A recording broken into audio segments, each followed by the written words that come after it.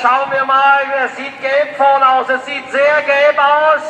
Und Brian Schuh könnte das gewesen sein, der hier den Hohlshot gezogen hat, aber auch Stefan Eckerold war da vorne mit dabei, die 17.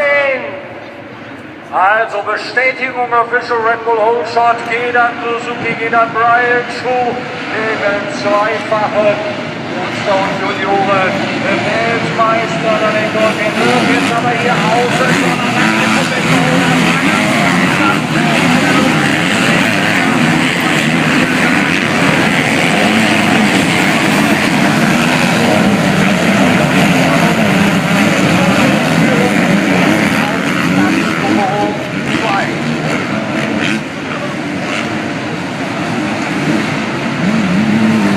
dann haben wir 378 an heute Jasikonis auf der 5.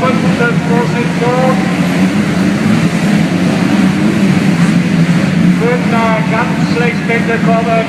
Auch der ja Serena gesagt Vierter wurde, der ist jetzt nicht in den Top 30 unterwegs.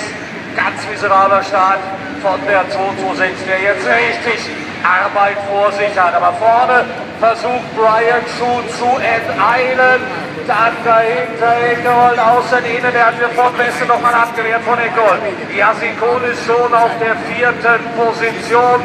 Hat sich davor gearbeitet, vorbeigegangen an Van Heutgen. Und so sind sie bei dir vorne wieder an. So, ja, hier sind sie gerade bei uns und weiterhin fassen, attackieren Eckerold und hier haben wir Jasikonis dann auf 4 gehabt, Van Heutgen auf 5, die 83 Vermiel, 278 auf der 6. Position, Bruckmanns, der Schweizer wieder auf 7 und der Adams 59 auf 8 und Van Mechelen, die 113 auf 9, 10. war die 280, Jerzy Wondraschek, hier bei der Durchfahrt, ja, und Wysocki sehr weit hinten, die 831 auf 25.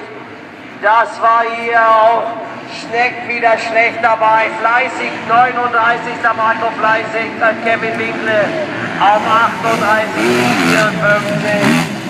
Ja, eine Jagd, und die steht auf Kopfmann auf 16.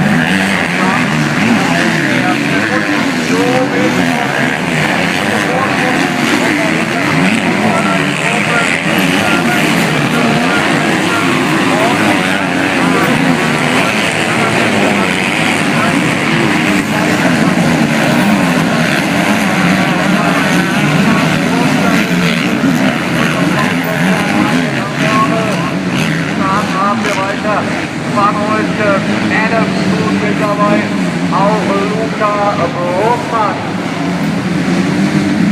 Aber Brian Schuh hat freie Fahrt dort vorne, 1:05, schnellste Sektorzeit auch wieder für die deutsche Suzuki-Pilotin, eine 1:05, dann kam Jasikonis mit der zweitbesten Sektorzeit. Jasikonis hat natürlich da noch was vor sich und Brian Schuh kann sich vielleicht weiter entfernen, solange er